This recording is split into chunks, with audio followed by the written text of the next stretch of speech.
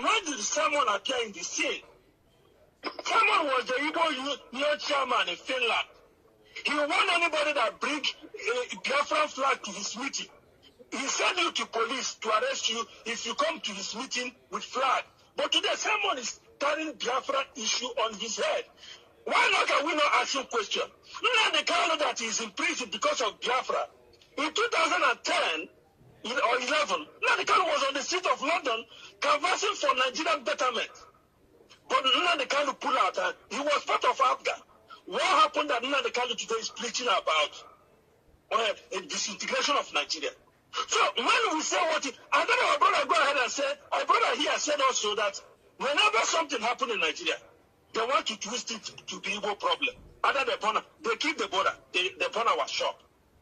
Election came and gone, they burn our shop. Whatever that happened in Afghanistan, because of